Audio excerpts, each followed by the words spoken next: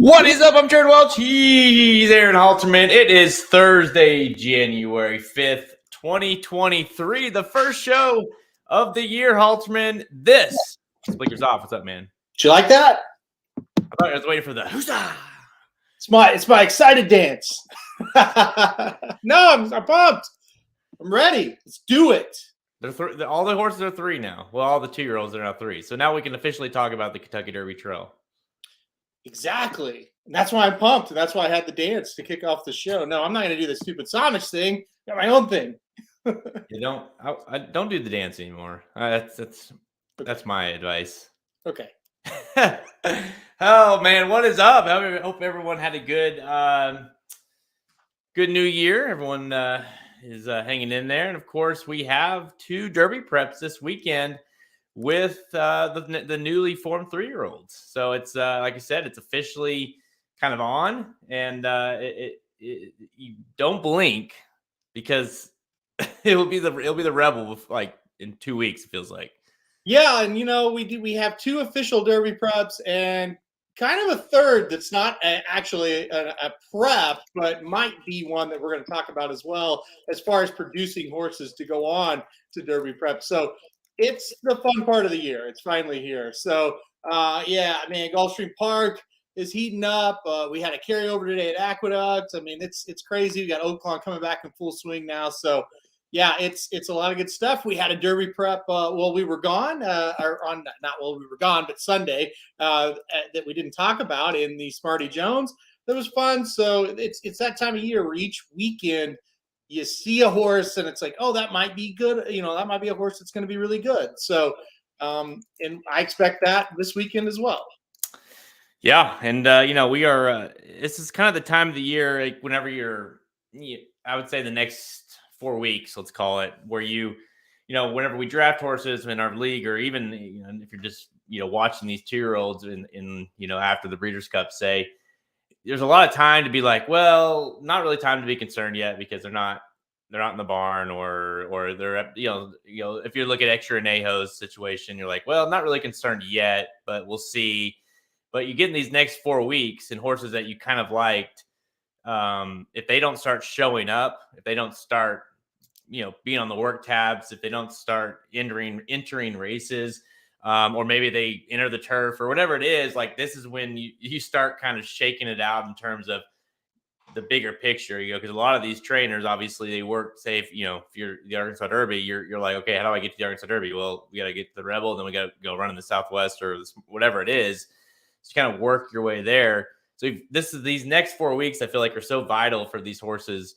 Not counting like the Fortes and Cave Rock, some of those that we've very established that we know those horses are going to be on the trail. The ones that you're kind of waiting to see, like name any Brad Cox horse out of his barn, or name the list of Bafferts that aren't named Cave Rock and National Treasure and some of those horses. So you're kind of waiting to figure out what some of these horses are going to be. Yep, pretty much. And your logins and your Extra Anejos, you better see them on the workout tab this month or first to next, or you can forget it. So that's always kind of a fun thing as well. And yeah, this first round definitely can produce that horse that, okay, here's Forte, here's Cave Rock, they're kind of up here, but now here's this one and he's coming on and he's developing and he's getting right up there to him, and then they're going to match up in those big ones. And so that's what makes it fun. The Derby Trail is just a ton of fun every single year. And look, it's just getting going. This is just the tip of the iceberg. Who do you like more? You and I both have one of many, or I guess 2 of many Brad Cox horses, Victory Formation, who looked awesome. And then my horse, Corona Bolt, looks like heading to the Southwest. It's kind of funny. Mine ran at Fairgrounds. Yours ran at Oaklawn. We're gonna swap places. It looks like with Corona Bolt going to the Southwest. I would imagine, your horse in one of the Risen Stars, something like that at Fairgrounds. So who do you like more? Between those 2, I think they're very interesting. I think Corona Bolt has more talent. I think Victory Formation has a little bit more of a pedigree, 2-turn, especially going long 2-turn type of stride to him, so to speak. But I think Corona Bolt is more talented of the 2, and it's just the question of Can he go long? And I don't know. It's 50-50, where I think Victory Formation is going to be able to go long, but he doesn't have the talent of Corona Bolt. I do know one thing. It's nice to be Brad Cox right now. He's got like 12 horses that are really good. Those are just two of them. I don't know. Corona Bolt, from a talent perspective, he might be the most talented one I've seen yet for the Brad Cox barn. Well, you and I were talking about this yesterday, just between you and I. It was just like, who the hell knows, right? Like, I think you're gonna with these Brad Cox horses, you're basically just we're gonna find out together which ones are good and what or which ones maybe want to go long. Which because we know that they're gonna all start popping up in these prep races, and what they're gonna do. It just definitely feels like trying to decipher the whole move from one track to the next. What does that mean? Does he like one over the other? It's really been hard to read, kind of get an idea of who he likes more out of any of them, frankly. Yeah, it is. It's going to get harder coming up because he has so many of them that he's going to start running them on top of each other. And that's kind of when you start to say, well, who's better here, this one or this one? And you're right. How it unfolds is going to tell us. You got to use your eyes and you got to trust your judgment. And like I said, I think Corona Bolts is best as far as talent. I'm talking about talent is concerned. But can he go long? Who knows? And that's just going to be the key. And so they're going to be tough to separate, and that's going to be a real key to the Middle America, so to speak. Talking about Fairgrounds Oaklawn preps, he's going to be in all of them, right? And he's probably going to be the favorite in a lot of them, unless we see, you never know who's going to come into ship or whatever, but he's going to be favored in a lot of these races, and rightfully so. And you got to have to figure it out.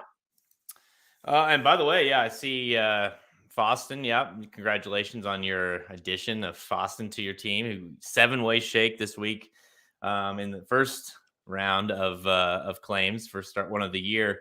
Had a 7-way shake for Foston, and lo and behold, our dictator somehow magically got it. So congratulations. What are your plans for Foston? What do you think you're going to see from him? Obviously, a horse that looks like if they had a 2-mile race, that's the race you want him in. Yeah, I think everybody watched it and can see that he was really good, and he got stopped. And he came from out of it, and I think the only concern with him is a lot of the Baffert runners, they don't really come from off the pace like he did. I'm hoping when they stretch him out, he sits a little bit closer. I know right after the race, they really didn't shy away from the fact that this horse is going on the Derby trail, and they're already thinking, Santa Anita Derby, stuff like that with this horse. So I thought it was a big, big pickup, one that I needed after Arabian Lion kind of, went backwards. But listen, horses that have 6, 7, 8, 9-way shakes in our league have horrific records after. I know, right? So it's, you give me a lot of crap about it, but the bottom line is, in the past, they have not worked out whatsoever. It's been the ones that have had 1 or 2 people go after him. So we'll see, but he looks solid. There's no doubt. Well, funny story. To those that maybe haven't been paying attention, the league a long time. The year we had, and I believe, correct me if I'm wrong, I believe it was the year of what was the horse at Gulfstream that we had like a 10-way shake for? Oh, Hidden Scroll. The year of Hidden Scroll. I, of course, had one in on that horse as well, as we all did, I think. Didn't get it, of course, because I've never won a shake. But my backup was Country House. Yep. Who won the Kentucky Derby? Well, won the Kentucky Derby still. So the point is, to your point, I mean, it was my backup. And that's what, so you never know with these horses. Still early. That was early. Well, I guess that would have been like, well, it's Pegasus. So early February is when maybe we did that. So, but yeah, lots could change, obviously. Just because a horse looked really good on debut doesn't really mean a whole lot. The COVID year, and I can't remember the horse everybody was going for, but it was like a 5, 6-way shake, and I lost it. My backup was Art Collector, and that year, Art Collector won the Bluegrass at Keeneland. Yeah. He won a bunch of the little races that kind of helped get me to the winner, finally to the winner's circle, when Authentic, who I also owned and I had from the start, won the Derby. But I wouldn't even have been in position if I hadn't have gotten Art Collector, and I didn't even really want Art Collector that day. So it just kind of shows you what happens. Wasn't Prevalence a pretty heavy claim as well? Yeah, prevalence was huge. There was another nine-way shake for one. I cannot remember. Prevalence was big though. Yeah, it may have been him that was nine-way, but there was another nine-way shake as well. And like I said, they've never really worked out. When everybody wants that same horse, it doesn't usually work out. Yeah, I mean, and it's like I also wonder, I guess we still have yet to see kind of Arabian Nights, big kind of coming out party, so to speak, but a lot of hype on him, of course, after that debut. But with Baffert seemingly in the Sham, I mean, he's got like four horses in the race. With him seemingly having just countless options to get horses into the Derby, you kind of wonder if any of his that aren't like, say, the Arabian Night, if that is his star, or if Cave Rock comes back to that, or whatever it is, if some of these horses, having such an option or having such a bit large options, like if one kind of stumbles his toe a little bit, where you just say, you know what, we don't see a lot of that horse until later. Like he's a lot more patient. So, like say a Foston for your case, if he doesn't run great next time out, or maybe he just isn't training like he wants him to, he's not going to force him into getting him ready for a race because he's got such large options with his 3-year-olds right now. Well, and to that point, Arabian Night not nominated for the Sham, and I thought that was kind of weird, and that caught me a little bit off guard. I talked about it in the latest Kentucky Derby rankings. It's weird not to see Arabian Night in this race. This was kind of the race everybody said he was going to, and just literally what you just said is probably what it was.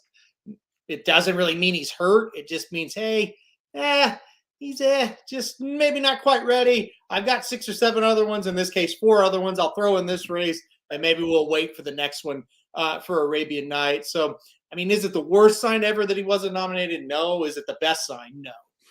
No. Last I saw was obviously they've just moved him forward now to being possible for the Robert B. Yep.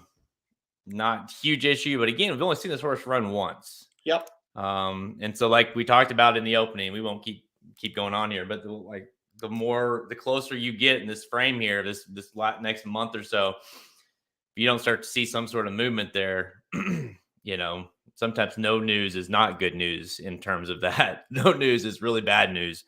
That, obviously being an extra Neho, someone who traded up to try to get him, in the next month, I better see him back in the barn. If not, then I'm concerned. He has to come back by end of the month, 1st of February, or as far as the Kentucky Derby goes, it's not going to happen, right?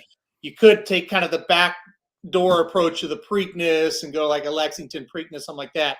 As far as the Derby specifically, you better see him back. And that's the thing with him and with Loggins. They're the same thing. They may be horrific draft picks that you never get points for, or they could be the big time studs that you hope. And it's all going to just come down to how quickly they can get back, and if they're can stay in that good shape once they get back. All right, let's not waste any more time here of today's show. Let's get into some Derby preps. We're going to give preview and give picks for this weekend's 2 Derby prep races: $150,000 Jerome Stakes at Aqueduct and the $100K Sham Stakes at Santa Anita Park. Then we'll give some rapid fire selections for some of the remaining major races, not stakes races, just all races. We are going to include an allowance race at Gulfstream Park on Sunday. We want to talk about Gulfstream Park. Oaklawn Park has a Pippin, and of course Santa Anita also will run the Santa Ynez on Sunday as well. Let's go. All right. Let's do it. We're going to kick things off here. So basically right before we got on air here, the entries came out for the Santa Anita Sunday card. So we're going to we both have looked at it. Obviously, we had an idea, I think, going into it, but we're going to kind of handicap this with you guys, look at the race. We're going to start with the Jerome, but when we do the Sham and we do the Santa Ynez, we're going to go through these races together. And kind of give an overall look at each race. Yeah, past performances have been out about 30 minutes as we speak. So I think we'll be able to formulate a couple of picks, especially Santa Ynez, because that was kind of supposed to run last week and didn't because they canceled. But yeah, the Sham, pretty much like fresh eyes here is what we're going to be looking at with. And yeah, to Shotty's point, like, and I think anybody that does a league like this or does any sort of competition with your friends or family during this time of the year, it gets you very much invested this time of the year. Um, and I always and I give Halterman a lot of shit every year about being like, and that doesn't surprise me, even though he did make a claim, so he's down to 0. But he did have the lead in the league at 20 points, and it's just the same every year. There's no one better at getting points early in the season, and and he'll admit it at the end of the season. He has a hard time having a horse in the Derby, but he gets points so early, and again, it's a strategy of how he know like these horses. Look at Victory Formation, who just won, but obviously Rudder's Men runs this weekend in a allowance race, but he could get points for that. Reincarnate is going to be in the Sham. There's points there, so it wouldn't surprise me at all to get Reincarnate in the winner circle, and to get another points because this guy knows how. And it's again, whereas my strategy is always I'm treading water for until April. And then all of a sudden I win 2 preps and then I have like one of the top Derby picks. So it's just like that tends to be the difference in our styles. Yeah, that's definitely true. And I think with the penalty suit not being in play, that style doesn't need to be employed quite as much anymore. But I Yeah. tend to try to pick the horses that are already pretty established, and I always pick horses that are always in training the night of the draft. I do not want horses that are missing. So that's why I like an Extra Nejo or a Loggins. I'm not going to take a horse like that very often. Yeah. And to your point, I definitely, no penalty suit. I'm much more open to Yeah. claiming somebody and being negative just because it's like, well, it's like the John White strategy, I call it, because that they make they make a claim every week. I feel like. Yeah, he's not where he was never worried about the penalty suit, even when it was around. So 'Cause because he knew Ryan was going to have to wear it. So yeah, he knew he wasn't wearing it, so it wasn't a problem for him. So can he's you like, imagine us making John White wear a suit? I mean, that would be honestly, I would bet he doesn't even know about it. That's probably not. that that it ever existed. So and meanwhile, Ryan's like sweating bullets every claim they make. He's like, John, are you sure? Are you sure Well, about that? Ryan called me one year. It was the year I actually took the suit off. And he's like, "Look, I don't I trust John completely." He's like, "I don't follow this just like hardcore like everybody else, and I can't wear that suit. I don't know if I can play." I was like, "Don't worry, the suit's going away." He's like, "Thank God, I love it, but I can't do the suit." It's all fun and games till it's you in the suit. So I think the year before he got not close, but it was like he could have at some point. He's like, I couldn't sleep at night. well, I take a lot of credit and a lot of blame in the same sentence for that because I feel Yep. like I set the bar so high and we really ruined it after that because people became so fearful to even to even attend the races after that. Well, what happened was it kind of ruined the league because when you saw you couldn't win, you didn't even or when you didn't have any chance at all, like even a little bit of chance to win, but they would just quit and turtle not to get last. And so it Yeah, was like this is kind of ruining the purpose. So we had to make some changes, unfortunately. yeah, I like the way it is now, Yeah. the new way. If you get, obviously, the worse you get, the more you have to pay, but at the same time, you're still safe from showing up to the Breeders' Cup wearing a blue or a purple suit with a naked bodysuit. So yeah, Yeah.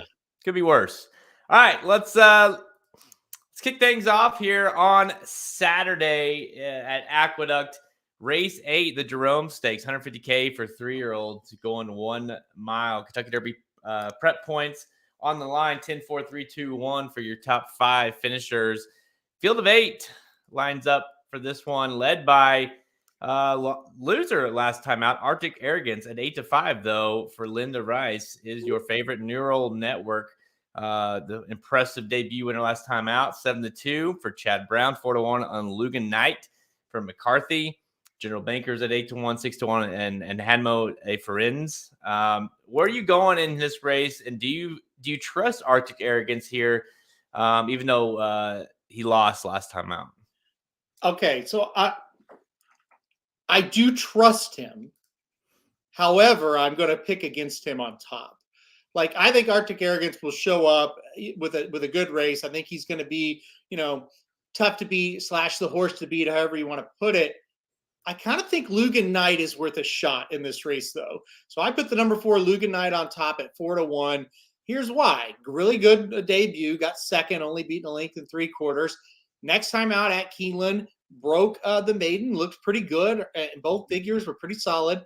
Next time out at Churchill Downs, his last race, he was third, only beaten a length and a half to Victory Formation and 2 Eagles River. Those 2 horses are really nice, and I think those 2 horses can come up here and compete and do very well in this situation. I like Lugan Knight in this spot. I think that last race was a pretty good sign the horse can do it. I'm not a huge fan of Arctic Arrogance, although I do concede that he's got a good shot to win this race without any doubt. I think Lugan Knight is going to pull off a little bit of an upset here. I think the flat mile is going to be okay for him. I wouldn't want to go much further with him. I think he's going to be tough here. I'm going to go Lugan Knight on top to pull a mild upset. All right. Well, we're 1 for 1 on the green here. So I actually went with the 4 as well. I thought about playing Arctic Arrogance because I do agree that like this horse, I mean, should be tough to beat.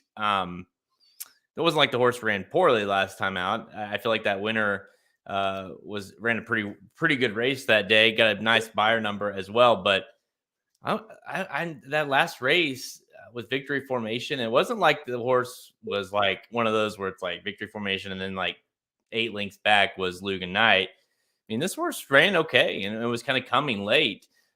Making up ground is kind of that's what the horse has done in the last couple efforts.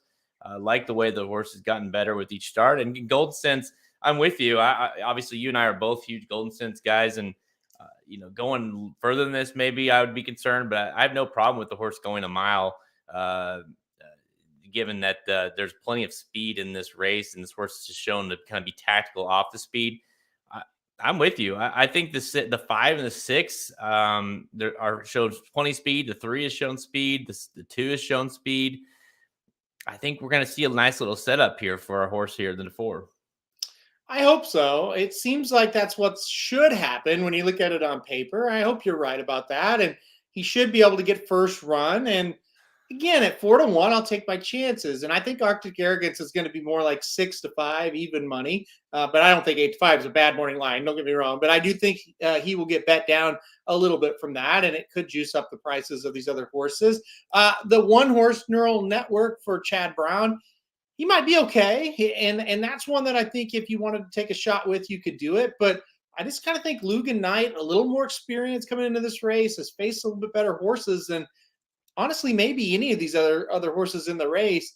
So I kind of want to just take a little swing with the horse. Hopefully we get the setup that you're talking about. Out of all these horses, because I'm not a huge this, like, for one, the 6 could definitely win here, no doubt about it. If he did, not going to be surprised one bit. I don't necessarily look at this horse as being a legit Derby candidate at all. So if you're going to get points for this horse, I think you get him early. So that's very possible. The 1 horse that I see that could be something, and I'm not saying he is, but we'll find out in this race, is the 1 horse Neural Network, because obviously that debut was very impressive. Got the right connections, Klarovich, Chad Brown. That race didn't come back super strong. Cloud computing as a sire is still very questionable. But if this horse can do what he did in that debut and do it again here, he becomes a serious player, at least in this New York division, as we lead up to the Derby, I think. Yep, no, I agree with you. And I think that's kind of the key. The last sentence you said makes the most sense to me is, hey, the New York division, it's kind of there until we get to the Wood. And then in the Wood, you see shippers, and it's like, okay, now Right. can they do this?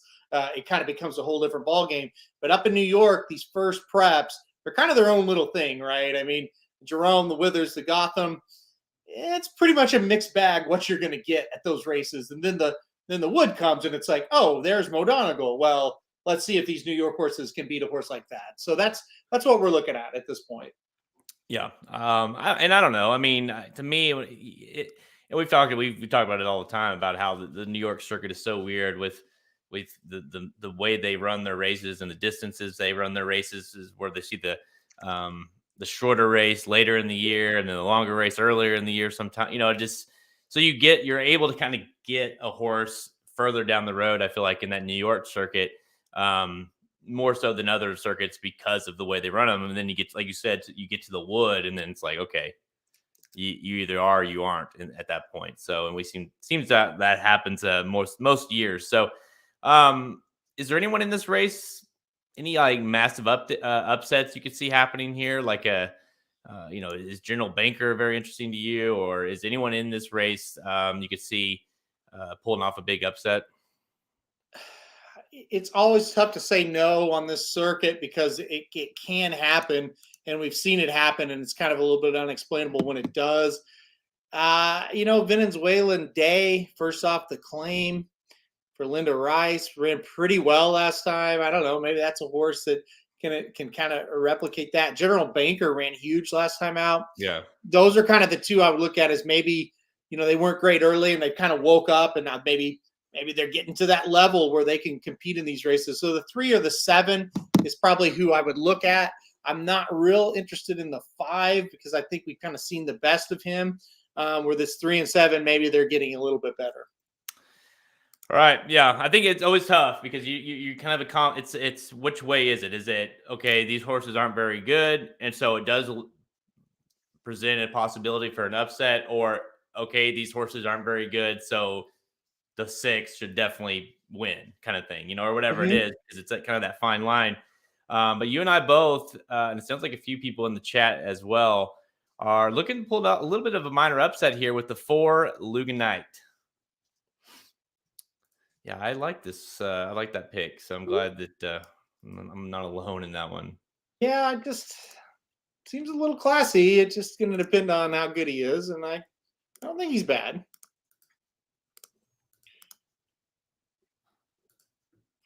Oh man, this Sham is going to be interesting. Yes, it is.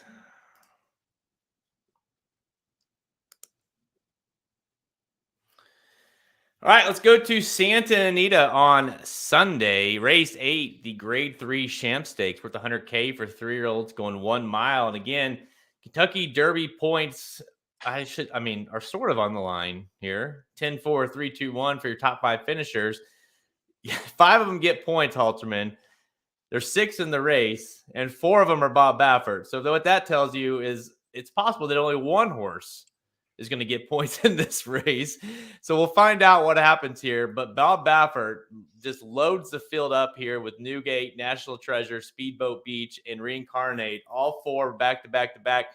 There to top your 1 through 4 in the gate. And then you got Pax a Wallop. And then the 6 for Mark Glatt, Mike Smith riding Spun Intended, who looked awesome last time out. So yeah, you and I, this race just came out a little bit ago.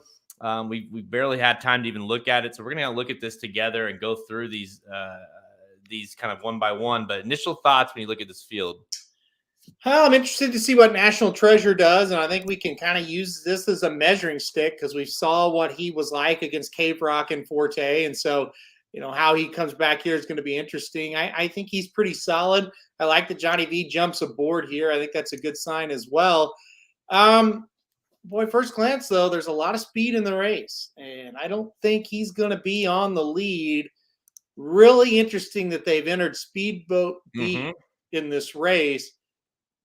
Is he a rabbit, or is he can go to the front and take him gate to wire type? That's going to be very interesting. 3 races on the turf. By the way, he did win going a mile on the turf. Now he's going to try it on the dirt. Dude, it's going to be one of those things that I don't know, that it doesn't seem probable to me. I don't think that he entered him as a rabbit. I'll just put it that way. To me, it's almost a little too striking, especially getting Pratt aboard, where you obviously had options. Where they want to run this horse, and they chose to run him here. I think you could be looking at a situation where we look back and say, wow, he just went gate to wire. Like, no one could catch him. The only thing is, boy, there's a lot of speed signed on. But the big problem is a lot of the speed horses are Bafferts. So it's like, all right, who they gonna let go? Who's gonna run the blocks? I mean, this is really an impossible little race because of 4 out of the 6 horses being Baffert and all of them having speed. And who goes to the front? I, What's the plan? I don't know. And honestly, like Newgate, like whatever. National Treasure to me, first round pick in our fantasy league. I think Shoddy and them have Mm-hmm. picked that one. Um, that's the most interesting Baffert in here. Reincarnate, I think you got that horse late in the draft. Speedo Beach wasn't even drafted, so that makes the horse interesting if this horse goes and looks good. National Treasure, though, to me has the most to lose because of the fact this horse ran in the juvenile, the Breeders' Cup, and then of course it was kind of going into it. I think a lot of us thought it would be the Baffert double. Then Forte kind of showed his thing in the Breeders' Cup, and National Treasure got third. It wasn't like he ran poorly. It just obviously was not good enough to win the thing or even hit the top two. So my point is National Treasure, like lots on the line for this horse. He's got to show something here. If he can't win this race or run very, very, close second or something like that, um, I would be a little concerned for him moving forward. And on top of that, we talked about before Baffert's. I think this Spun Intended is pretty damn good. And I personally think the way this race sets up, he's going to have a real shot in this race. He might just beat them all. I'm definitely going to use Spun Intended in this race. Uh, that race last time out was pretty damn impressive. Son of Hard Spun out of a first dude mare definitely can get a mile. Don't know if a mile and a quarter. Don't have to worry about that today though.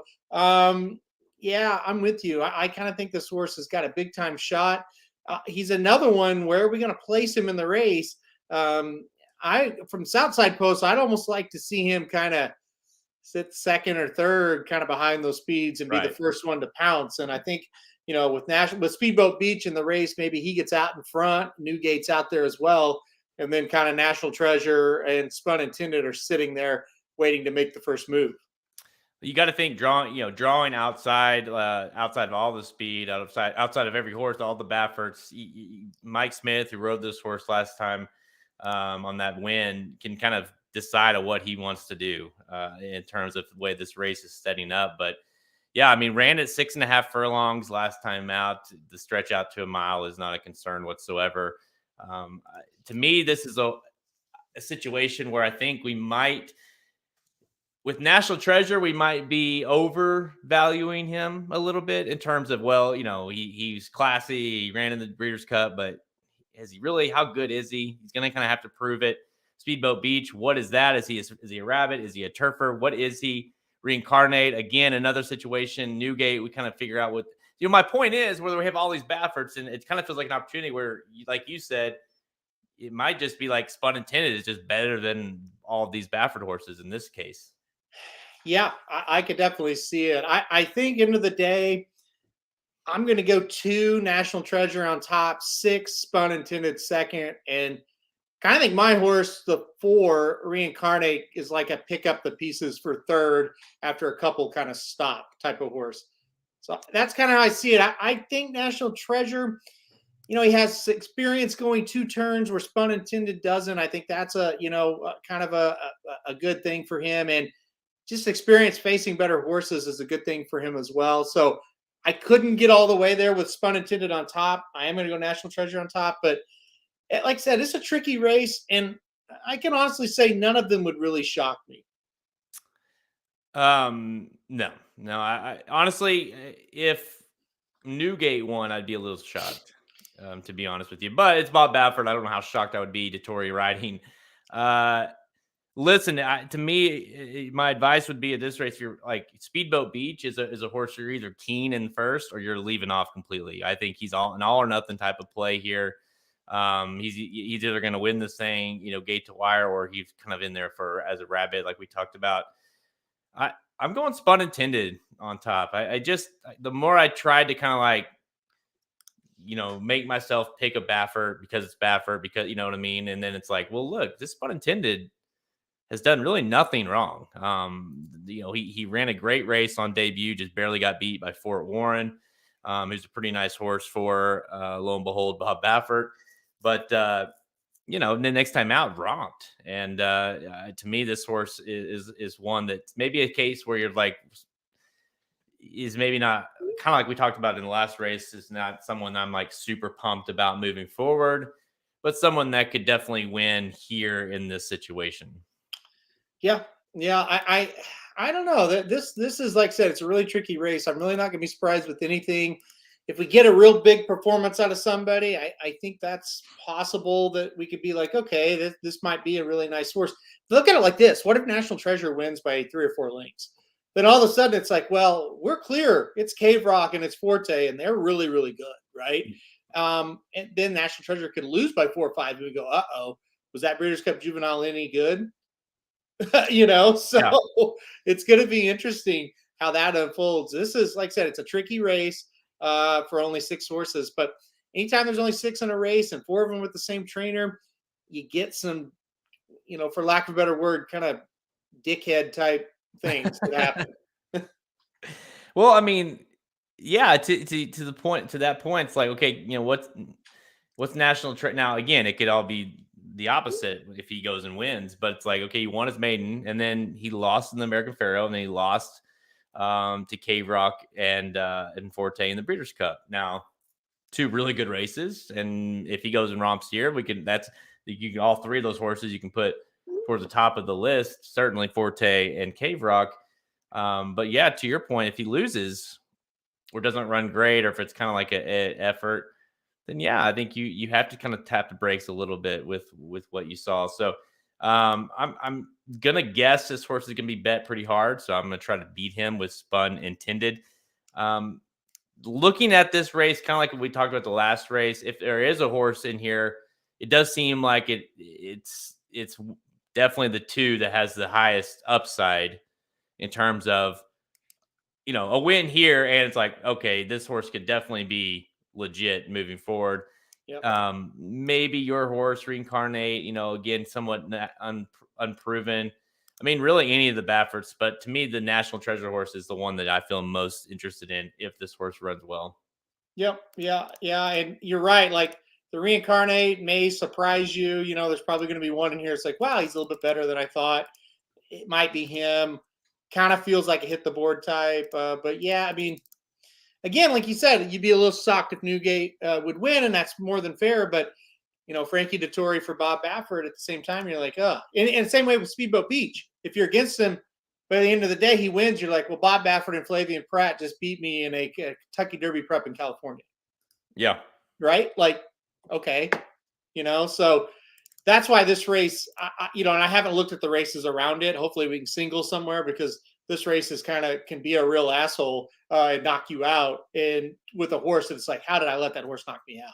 Dude, and honestly, like, I think Newgate of everyone in this field is the one like where you're just like, if that horse wins, I would be really concerned about leaving that horse off. Let's put it that way. Even though I don't love the horse at all, it's almost one of those situations where I could almost see it happening. You know what I mean? Where this horse it's not really ran poorly, but never wins. And this would be the race the horse wins. So yeah. I would use that horse defensively if you could. I think you can make a case to use every Baffert in this race. You have to take a stand at some point. So I'm with the 6 Spun Intended, and Halterman's got number 2 National Treasure on top to win the Sham. Quickly looking at the races around it, this is going to be a hell of a sequence for this pick 5. Holy hell! It's tough, and at that point, you've got to take a stand somewhere. Yeah, my stand's probably going to come in the race we're going to talk about a little bit later, actually. Santinez. Yeah. Whew. Good race. Good race. This is what makes this time of year fun, though. You got these races that are just a little bit tricky, but if you're right, you're gonna get rewarded for it. No, for sure. Yeah. It's just I think it's just what it's like you said, that this time of the year, you got to be careful not to be too much one-sided, like, Yep. oh, Newgate sucks. Like, I can't use it. It's like, well, let's hang on, it's January. Even though I get it, you got to be careful with that idea. When they're this young, that form can really flip on you, and I think with Newgate, he's probably the type, if you've liked him before and he's kind of disappointed you, then maybe you stay with him. I don't know how you're going to jump on him now if you haven't liked him before. So that's kind of how I look at him. Right. Yeah. Just ride them till they buck you. You know what I mean? Then keep riding them. That's right. Then get back on. All right. Time for rapid fire, presented by the Racing Dudes Premium Free Picks. That's right. For years, Racing Dudes handicapping products have been helping horse players around the world cash more tickets.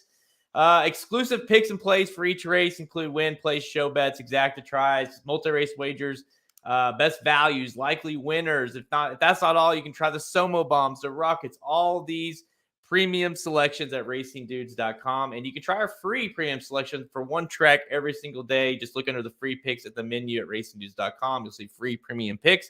And every day we select a track where you can try out our premium picks for free. So make sure you check that out at racingdudes.com. All right, Halterman, we got a few to run through here. Let's go to Gulfstream Park on Saturday, January 7th. We'll go to race 7.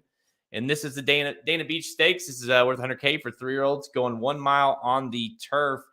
Field of 7, Alterman lines up here. Major Dude. Last time we saw this horse was in the Breeders' Cup at 8-5 for Todd Pletcher.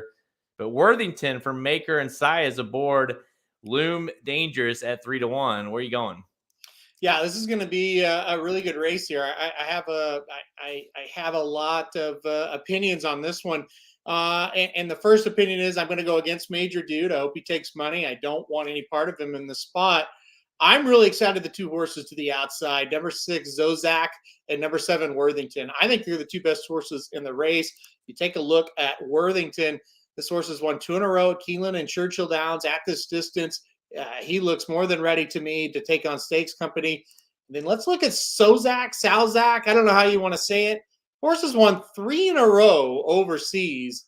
Now comes over here with Grand Motion, Joel Rosario.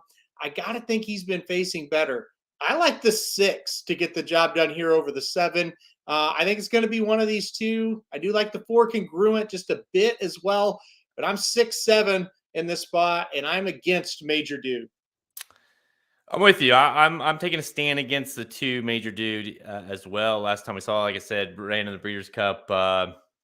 Didn't run great. Didn't won the Pilgrim, but again, I don't know how good that race really was. I'm with you. I kind of like the 6 and the 7 as well on the outside. I went with the 7 ultimately for Mike Maker. Sia was aboard last time out on that win. This horse, in typical Maker fashion, is kind of slowly working up the ladder, each race being better than the last. And, just seems like a kind of horse that Maker goes in and takes a horse like this and wins, right? Maker and Sia have been teaming up well this year at 18%. Sia is obviously very good, very dangerous at Gulfstream Park.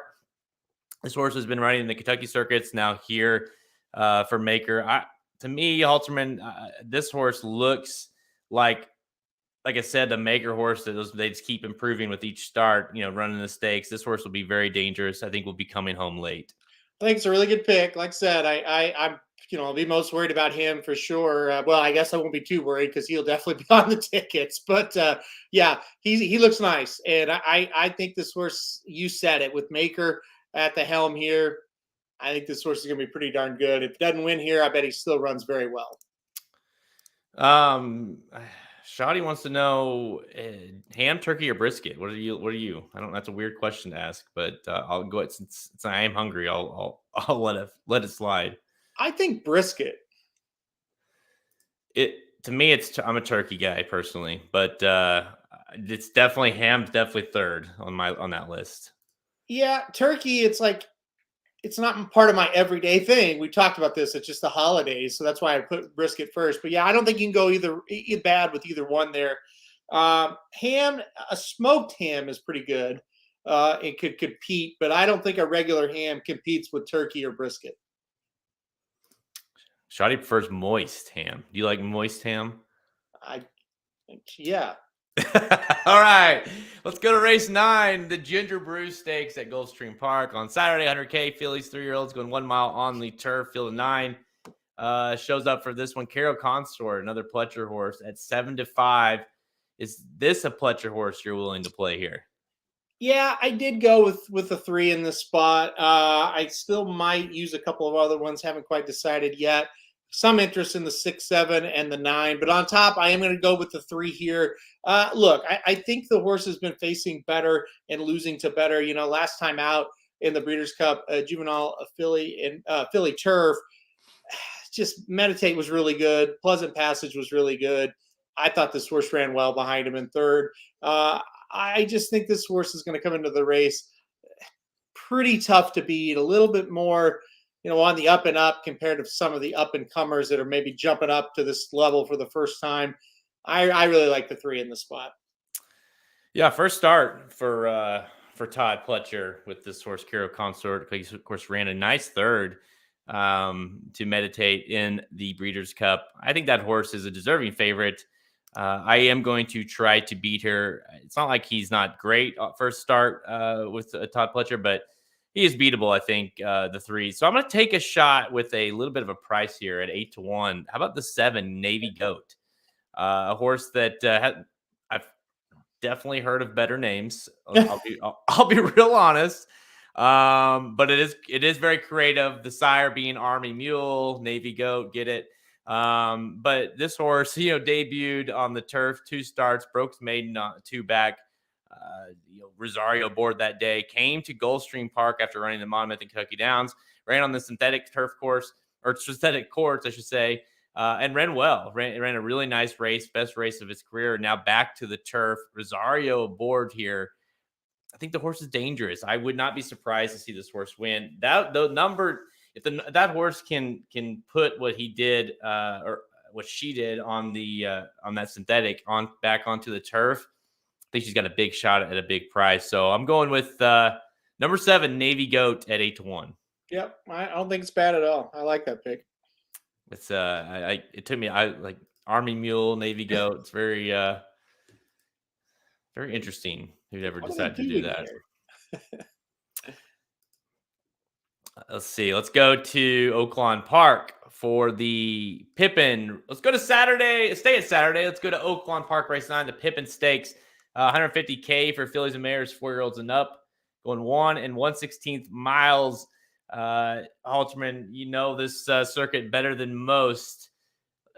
I know that pretty much every one of these horses. Lovely Ride. A bunch of these horses coming out of that last race at Oaklawn Park.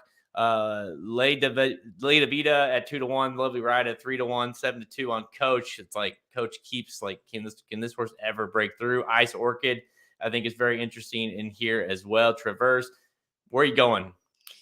Yeah, the top 4 comes out of that tinsel, and I liked Lay Davida in that tinsel quite a bit. She sucked. She was 4th. I am going to play that horse on a ticket again, but on top, I'm going to go somewhere different. I'm going to go number 5, Ice Orchid. This horse is really consistent for John Ortiz. I really like that Ricardo Santana jumps aboard in this spot. I really like Ice Orchid here because of the price. I wasn't overly impressed with anybody in that Tinsel Stakes. I think Lovely Ride, the winner of that race, will come back and be tough here. But I'm going to go Ice Orchid at this price at 12-1. Take a little bit of a shot. Well, here we go. Ice Orchid. That's who I picked. So, there's another prize for me, and a couple that we've agreed on. Number 5, Ice Orchid. I was really between the 5 Ice Orchid and the 3 Lovely Ride. To me, it's one of those 2. I'm playing against the 2 yet again. I did not like that effort whatsoever last time out. The 3 has been working out great. I think the horse, she's going to be super dangerous in here, no doubt about it. But listen, Ice Orchid, I think, is going to be a little bit forgotten based off of who else is in the race. And but this horse has won at Oaklawn Park. Has run well at Oaklawn Park. 4 starts, 1 win, 2 seconds, and a third. Has hit the board every single time. Likes this distance. 2 starts, 1 win, 1 second. And you look at that Chaluki last time out. She can't sing beat Ice Orchid. It was a nice horse, and then before that, this horse beat 2 comeback winners in Bella Runner and Music Street. This Secret Oath is a horse that beat her last last year in the Honeybee. So it's not like this horse has just been facing nobody. He just kind of runs against good horses. And I think maybe the opportunity here is good enough for her to get the job done in a race that I think sets up quite nice for her. I like the fact that the 6, also retrained by John Ortiz, seems to be very speedy, seems to be very fast, probably the speed of the bunch. I think they might set up the race a little bit for the 5. Yeah. I hope we're right on this horse because 12-1 seems awfully nice to me. All right, you guys, there you go. Anytime I don't know what the or what our track record is, but anytime the dudes agree on a 12-1 shot, I think you got to put a little bit of money on that, right? I would hope, yeah. Like I said, I don't know about 12-1. I think a lot of people are like, yeah, we'll take a shot with this one, but I mean, we'll see. We'll see what happens. Yeah, I just the connections and the way that a horse is consistent, it's worth a shot. All right, let's go to Sunday. We'll go back to Santa Anita, race 6. So prior to the Sham, the Santa Anita Stakes, of course, was postponed last weekend. It's grade 3, we're $200K for fillies 3-year-olds going 7 furlongs. Kentucky Oaks prep race, 10, 4, 3, 2, 1 here. Field of 6, another field of 6, and another situation where you got 3 of them are Bob Baffert's, Fast and Shiny, Parody, and Hunting Coco. Ice Dancing's in here as well for Mandela. You got Satin Doll for Doug O'Neill, and then Justique, the Justify filly for Sheriffs. Which one are you going with here? I am going to go with Ice Dancing. I am pretty excited about this horse. Thought the race last time out was really solid. Love that Flavian Pratt is here riding on this horse. And I just think if she can run back to that kind of race, this might be a Richard Mandela filly that's pretty darn good. It might be one that's developing at the right time. Listen, I know we got Baffert's, I know we got Justique, and Justique has been really good, but I kind of like Ice Dancing here. I've never been the biggest Justique fan. Sometimes that's been good for me. Sometimes that's burned me. I'm going to try it one more time here. I'm going to go Ice Dancing on top. I think she's got a big shot. Yeah, I mean, honestly, again, another one of those cases where we hadn't looked at the race super close yet. But the thing is, it's pretty stand out to me is the Bafferts aren't great in this race. It doesn't seem like that anyways. I haven't been crazy about any of what these horses present. Justique, I agree with you. This horse is most definitely it's an issue because like this horse is 100% going to be is overbet every time. This horse, everyone loves this horse. But the horse has been good. It was really good last time out. I'm gonna use her again. I don't love, like I said, it's a situation where I don't love the Bafferts in this race, and so I'm definitely gonna try to beat them. And Justique is a horse who I think this distance, maybe at this time anyways, fits her pretty good. I liked that race last time out where she kind of came from just the clouds. And and again, that was a 7 furlong race, and just came flying late and beat a few of Bob Baffert's in that race that day. So I'm gonna use her one more time. She'll probably beat me again. Are any of these? I know the Oaks division is even insanely more tougher right now to kind of get a handle on, but is Justique a horse, even though she is running these 7 furlong races, is Justique a horse? Obviously, daughter of Justify and Bernardini mare. I mean, obviously a horse that's got that kind of pedigree, right? She did, but she didn't, or she does, I should say, but she didn't run great when they stretched her out. So it's weird, but you would think, right? You would think she would be the type, but I don't know. I don't know why. I just can't get fully on board with her. But I mean, she certainly is one you would think could run that distance and be better when they stretch her out. She strikes me as a horse that the longer when they go long is like that. She's gonna make that run. Is she good enough to get up there? Maybe not, but she gets hits the board, or she's a good horse. Obviously very well bred, but maybe not quite fast enough to win one of those big races. We'll find out. But I do like her to win the Santa Ynez and do get some points for the Oaks as well. So, all right, let's let's go to the final one here. And, we don't do many of these over the years as far as rapid fire goes, but we're going to do a non-stakes here. Race 9, Sunday at Gulfstream Park. You got to make sure you watch this one. It's an allowance optional claiming race going 1 mile for 3-year-olds, which you never want to race other than a maiden, claiming, or starter. And the reason we're talking about it is you've got a lot of Derby potential horses here that might be on that route after this race. Litigate, Cycle and Mischief for Del Romans. You got Mr. Ripple, Safi Joseph. Of course, he kind of dominated last year that Florida circuit a little bit. You got Rudder's Men, a horse that you really are high on. Talk of the Nation for Shug and Rosario Aboard. So there's a lot in here that are interesting as we move forward. So we thought we'd talk about it. Who do you like in this one as you look at this field? Well, look, Rudder's Men is a horse I was very, very high on draft night, and I continue to be. I think he's working out well. I think he beat good horses on debut. I think he's going to show up and run a really nice race. So I did put Rudder's Men on top. That should come as no surprise if you watch draft night. This was one I was really excited to get. Boy, it turns out not a whole lot of other people have been real excited about Rudder's Men. So we'll see if I'm right or they're right here. But look, you're going to have to be good to win this race. Litigate is a very nice Todd Pletcher runner that you mentioned. Cycle and Mischief is sneaky in here. I think that's a decent horse. Mr. Ripple was kind of a wow, what a debut for Safi, and kind of let's put that one on ice a little bit until we're ready to get going on the Derby trail. And this will be the first steps towards that. And then, like I said, you mentioned the Shig horse as well. There are really nice horses in this race. You could go a lot of different ways. I've got to go Mr. Ripple, or excuse me, Rudder's Men in here because that's the one I've been highest on after their debut. But boy, I don't blame anybody for going a lot of different directions here. This is going to be a really good race. I think this race is better than the Jerome. Oh, yeah. Well, I think no matter what happens, as far as if it's how big a performance or how close the race is or whatever, like as far as the potential prospects, it seemed to be a lot higher in this one. I think 3 or 4 of them in here could be on the Derby trail after this one, regardless of the outcome.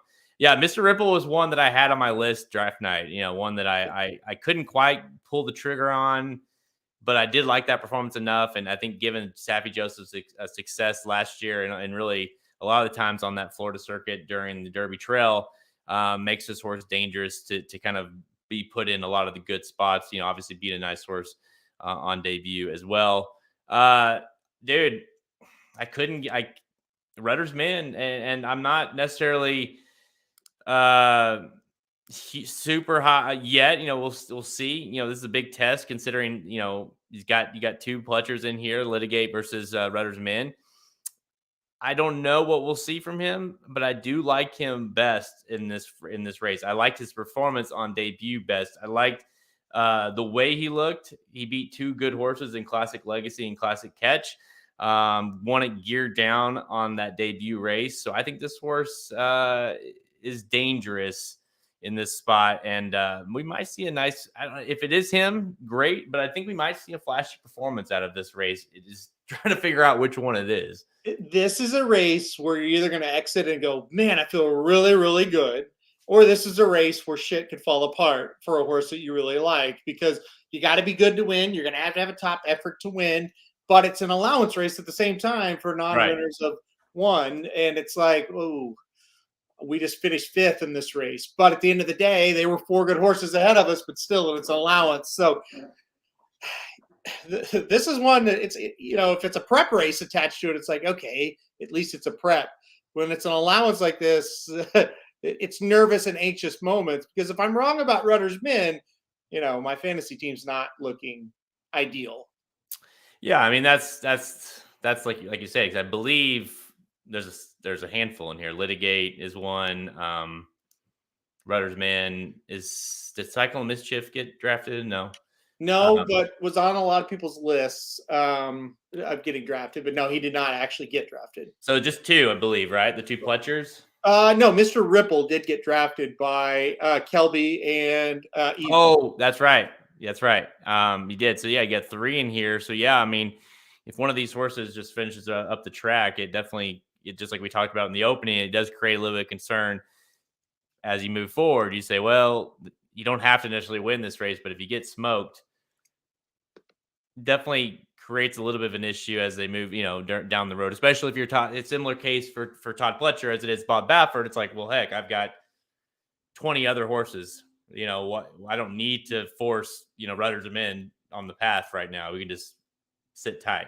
So you got to run a good race to show these trainers, these owners, that you are capable or worthy of at least trying that next step. And so,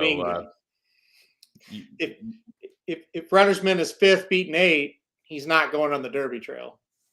No, of course not. And you see Brad Cox talking a lot about it lately because he's got like 1,400 horses, where he'll say the line of, well, they've earned the right to go to the next step. They've earned the right to run in that prep or to stretch out or whatever it is. Well, if you're a horse like this, and you look at these horses who who are trying this for the first time, in a lot of cases, this is it, right? You gotta show that okay, hey, we are worthy of kind of moving on to the next level. So we'll see, but it's a hell of a race to watch. It could be a good betting race, depending on who you like. But yeah, I'm with you, Halterman. I tried to beat you just to make you mad, but I went with your horse, number 6, Ruddersman.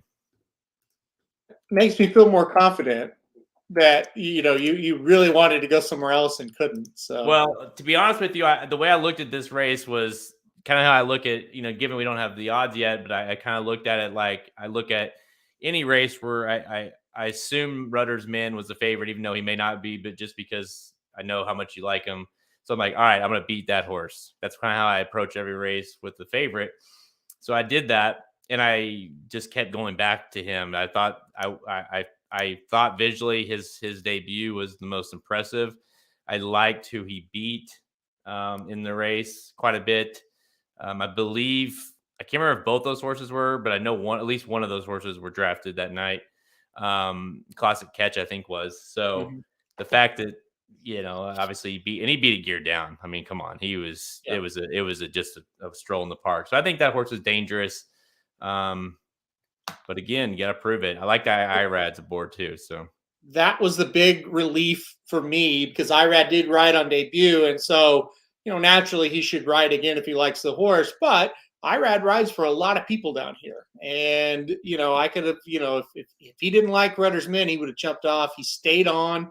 That's a good sign. That would have been death if, like, you get on here and it's like, name a jockey, Paco Lopez, it's on, and it's like, oh no, yeah. And Irad's on Mr. Ripple. You know what I mean? So, well, it's like, and I had to, that's why I had to draft, or I had to claim Tap It Tries, because when I claimed or when I drafted Abstract, and this idiot move, and I looked at the race and after the fact and realized Pletcher has like someone on. I know it wasn't someone, you know what I mean? And you're like, well, that's an issue. And then of course the horse ran to be an issue. And so you kind of have to look at those signs as well. Like you're saying that Irad is on a Sunday and he's on that Pletcher, and kind of tells you at least who maybe they think is at least the best of that race, of the Pletchers of that race. So yeah, I mean, at worst, he believes that this horse is not bad because he's stuck with him, So that's good. Past that, we'll see. But it's a good sign that he's on this one, because, like I said, if he had his choice, I would say, of who to ride on these Pletcher runners. All right, that's all the time we have. Check out racingnews.com for our free picks and our premium selections on our products page. Click the Get Racing News premium button to the menu at racingnews.com to learn more. Remember, we are your destination site for all free horse racing picks to all the major horse racing tracks. We're on Twitter at racing_dudes, Instagram, Facebook. You can find all episodes of Blinkers Off by visiting our podcast page, Apple Podcasts, Spotify, Google, all the places you listen to podcasts. We are there. And guess what? The Magic Mike Show returns from hibernation. They are back. And they did the Saturday late pick 5 at Gulfstream Park. So if you want some more analysis of the Ginger Brew, as well as, what was the other one? The Dana Beach. There you go, Dana Beach. You get the analysis there as well, and maybe see what they've been doing. They are live. I was happy to see that. So they are back from Christmas break, and they're doing the late pick 5. And again, go to our YouTube page. Make sure you like our YouTube page. Make sure you subscribe to our YouTube page. You can watch all of these podcasts live with us or after the fact, of course, as well as a ton of other videos. I guess what is there any things you want to talk about? I do have a question for you. Okay. What was it? Actually, What is it related to? I figured we could talk about it. Let's talk about it on air. Okay. I want input here. Okay. So obviously, last week or on Monday, with the awful situation in the NFL with Mar Hamlin and what happened in the Bills game is still something I think all of us sports fans are still thinking about with the NFL season and the final week now and what's going to happen. And obviously, we haven't seen a game yet since that happened, and that's looming over everybody's heads. But as to try to not to say this is important, but we talk about fantasy a lot in here. You and I were against each other in the fantasy championship Mm-hmm. in our fantasy football league. We play with 10 teams. Some people who like Ryan, our boy Ryan Stillman, his wife Randa, Samich is in it now. We got Kelby, he's in the league. A bunch of our friends from high school, that same thing. You and I are in the championship. I was the 1 seed, you were the 2 seed. We both made it to the championship. I don't have it off the top of my head, but I was ahead like 62 points or 63 points, I believe you needed to score to beat me in the finals.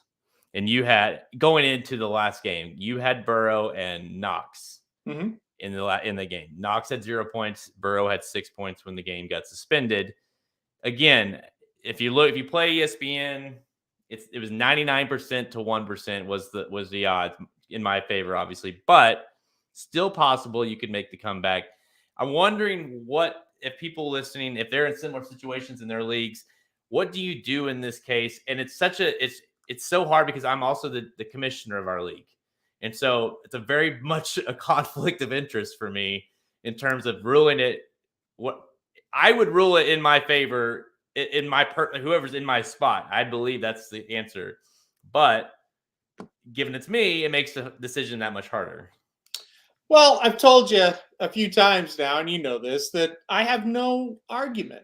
I was too far behind to come up and say, hey, you can't do that. I don't like that, because when you're behind 60, it was 62 and a half points. I looked it up. You sent it a little bit earlier.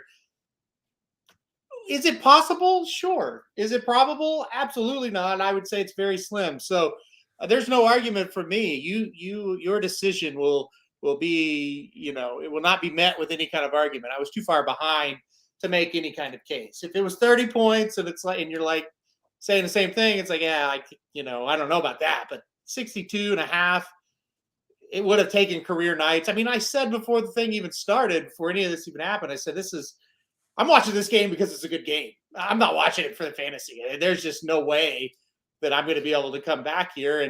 And I don't, the game looked like it was going to be high scoring, sure, but I don't think I could have come back. So I think in your situation, it's an easy decision. But again, it has to be your decision. You're in charge. Well, I know if it was in a fantasy horse racing league, it would not be a concern because you make all the decisions and you don't give a shit what people think. But I think that's what I'm most disappointed about. Right there, your leadership. You need to get on that group chat and tell us what's going to happen. Well, to be fair, I am not doing it. I'm not making any decisions until I see the NFL makes a decision. Once the NFL makes a decision, I will make a very quick decision about it. Yes, Dennis, it is for money. We have $1,000 pool in the thing, $700 for the winner. I believe it's $150 for second place, and so it's a pretty big discrepancy between the two. But I don't know, I speak for myself, or I think I speak for you too. Like, it's more about bragging rights than anything else. Like, I just want to win, just to say I won and say, you are the defending champ, and so I wanted to beat you. But I really don't care in terms of the money goes. It's more of like, to me, the way I've thought about it was, okay, you can either rule it as the game ended. If the NFL is deeming the game being a non-contest, you can either rule it as it never happened. 2, you can just rule it as wherever the score was at that point. I believe he had 6 points. Knox had 0 points. Or you say it's a tie and you go by the playoff seeding, which is what the tiebreaker system is in a lot of leagues. And you say, okay, whoever has the higher seed wins the thing. And that happens to in both cases, in both the third place consolation game and as our game, the higher seed was ahead in both. And that's another problem for me. I don't. It's not really a problem because I'm not trying to make a case for myself anyway. But say I was 11-3 and you were 8-6. Yeah.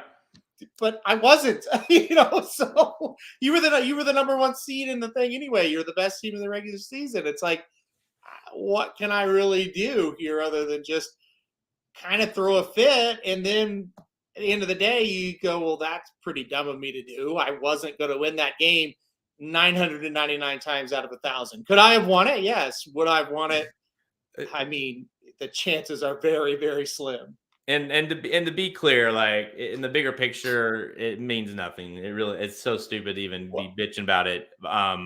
Considering what's happening, and of course, when you have NFL implications on the line with division and even the AFC one spot, and even the NFL doesn't know how to play this thing. It puts it all into perspective a little bit about fantasy. So here's the deal. Here's what's happening day after day. And thank God it's going this way. The news is getting better by the hour, right? It sounds like the kid's going to be all right.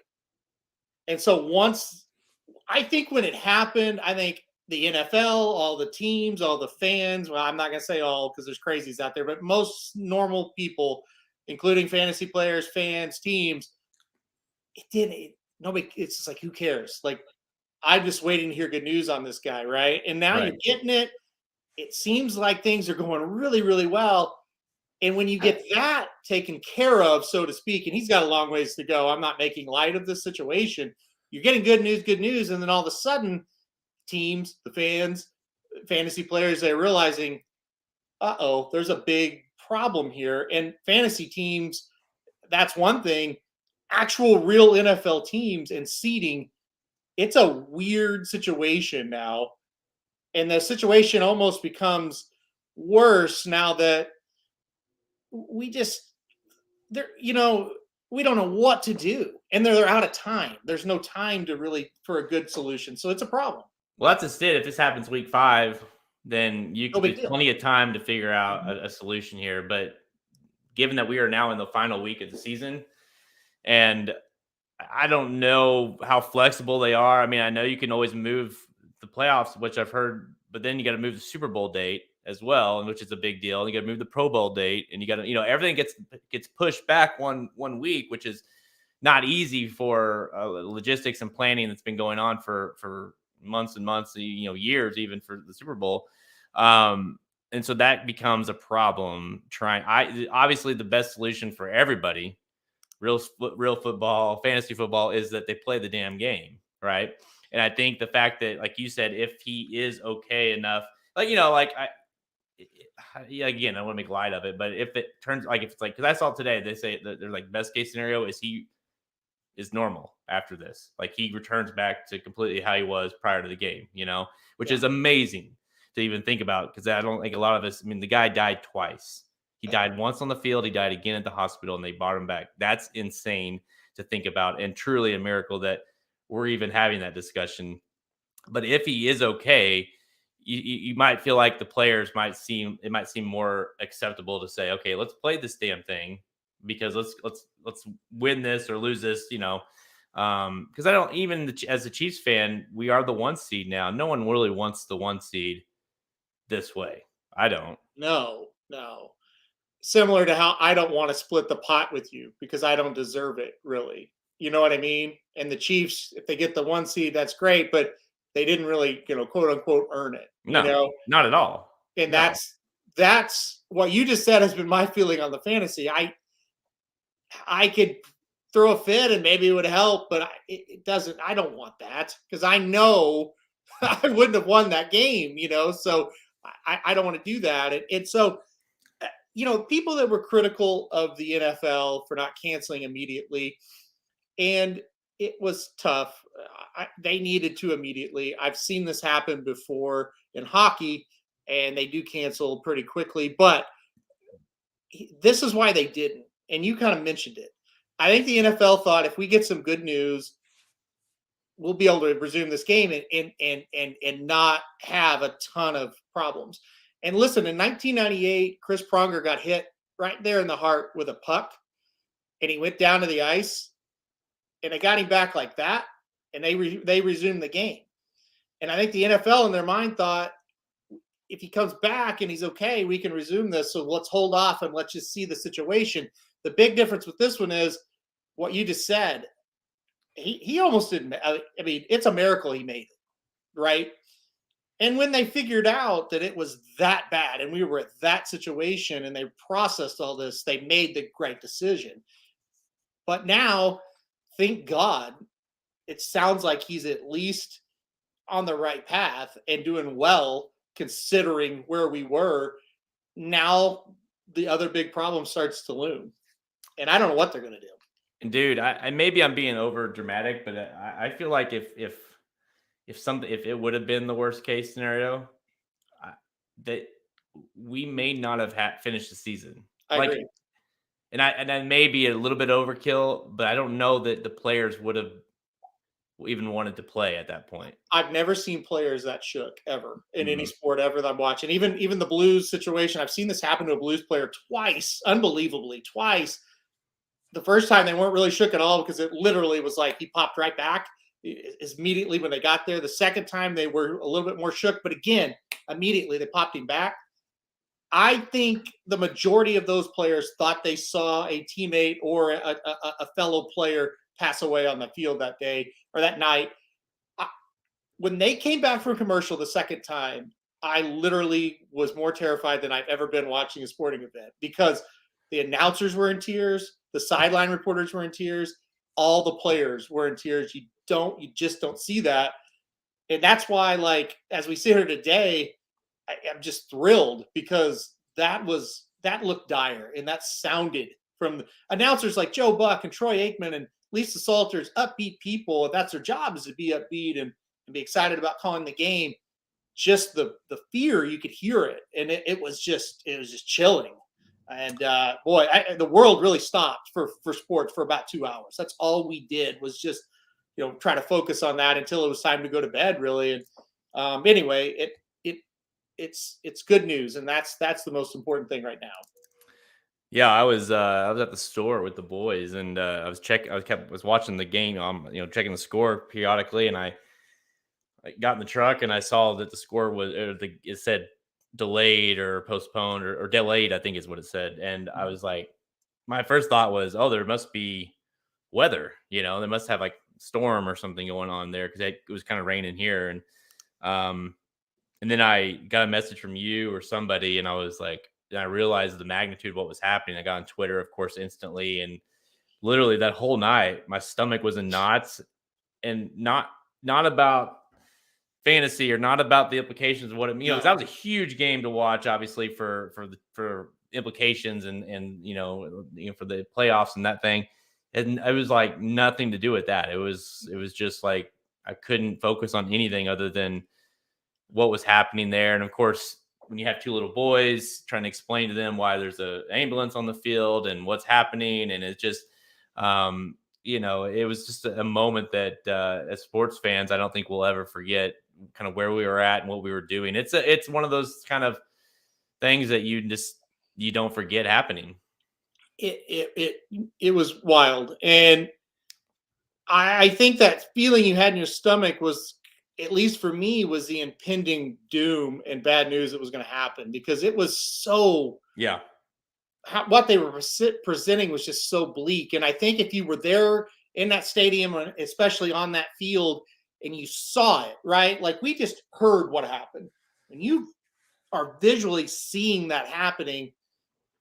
I think that's why the reports were so bleak, because man, that is a shakeup, right? I can't even imagine, being right next to a person that's trying to be revived, basically, and get his heart started again, basically. And I think because of how that was being presented, I mean, you just were kind of scrolling through Twitter waiting for the news, for lack of a better term. Yeah, honestly, and it was concerning for sure as time went on, and you never got any updates. You kind of Yeah. wondered, the worst, right? If you're not no updates, you're not getting, you don't know what's happening. Dennis, by the way, the Skip Bayless thing, I'll be honest, like I don't see. I hate. By the way, I do not like Skip. I think he's awful. I've hated him for years and years. Yeah. I think there's about 20 other takes that are worse than this one. I don't. I didn't. I think the timing of it was what was awful about it. What he said though is what we all were thinking. I think that it's like, but Skip being Skip, he needed to. He felt like he had to say something at that juncture, and obviously it was a little bit cold, I guess you could say. But in terms of what he said, I don't necessarily disagree with it. I just think the timing was really bad.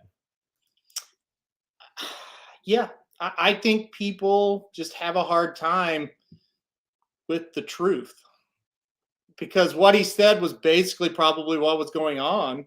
I think every single person watching that game when it happened, that's a real not a big sports fan. We're obviously like, oh my gosh, I cannot believe, like, is he okay? I hope, what is happening? Like, what are they? And then I think the next part of that sentence was, what are they going to do about this game? Even though, you know what I mean? I think we all said that because it wasn't like it was the Bengals and the Raiders or something. Like, this was a huge game. This is basically a playoff game. And I think I think it's normal to have those thoughts, but I do agree. The timing said was out loud what we were probably all thinking. right. And that was the problem. And there's a certain way you have to act now on social media to be, I don't know what the word is, accepted or whatever. And, it was a stupid tweet at the time. Maybe if you tweet that 2 hours after it happens, it's a little bit different. It's pretty. Yeah, when he's laying on the ground getting Stupid. CPR, it's not the right time to say that. No, it's not. And knowing Skip Bayless, the thing that probably the sickest thing about it is I think he probably did it for attention more than anything else, right? Oh, 100. That's what he does. All of this stuff. All his takes are for attention. And if you guys would just ignore him, we don't have to worry about him. Yep. Because people were asking me, what do you think about Skip's tweet? I said, I don't even know what you're talking about. I don't care what he tweets. I could not care less what that guy says ever about anything. I don't follow him on Twitter. Come on. Because and I won't name names in horse racing, but it's just because it's like, well, whatever they say is pointless to get mad about it because how biased and how the reason he's saying it is to get the attention. So some of these people that are voting weirdly in the eclipse ballot, it's attention grabbing. Correct. It would happen last year. It happens. Or the people that pick against, Flightline because it makes sense to try to upset, you know what I mean? Like, just because it's kind of cool to say, oh, I picked against him, and you might be right one time out of a million. Yep. So they're trying to grab your attention. They're trying to get you mad. They're trying to upset you. And that's what it is. And that's all it really is with any of these cases. And, that's why I said last week, I don't really care about the Eclipse Awards, because when you see how the sausage is made, and unfortunately we've seen that now, you don't really care who wins them because you know who's voting at them. Yeah. So, who's making them. And it ain't pretty. I'm not going to sit here and lie to you. When I was a fan and I didn't really know much about the process, I loved the Eclipse Awards. Now that I know them, it's like, it's whatever. I mean, I like a lot of people that are voting, but end of the day, there's no real guidelines, rules, anything. And it is what it is. I mean, it's fun for people that follow the sport, and I like it, but and I like it for them, but I don't care. Yeah, Dennis, just give out 71 shots and you'll get one right maybe once a month, and everyone will hate you until you get to that point, and then you're going to be a genius for a little while, and then you go back to being dumb, and it's a cycle. It happens. There's several guys in the industry that I think we all know. Anyways, all right, guys, it's been again, thoughts and prayers with Damar Hamlin and everything with that. It's like, I want to make sure that, I'm not insensitive to what happened. But yeah, just insane week in football, and obviously very interested to see not only his recovery, but how these teams, especially the Bills, how they decide, how they get kind of come back from this, because it's not easy. I would assume, even if he's okay, to kind of rebound in such a short time frame to get right back into kind of that playoff mode. So we'll see what happens, but obviously, hopefully he's okay. All right, guys. I'm Jared Welch. Thank you everybody for tuning in. Thanks for all the questions. Jared Clemens on yes. Thank you. You got it. I won't put those on the screen, but those are correct. I'm Jared Welch. He's Aaron Halterman. Good luck this weekend, guys.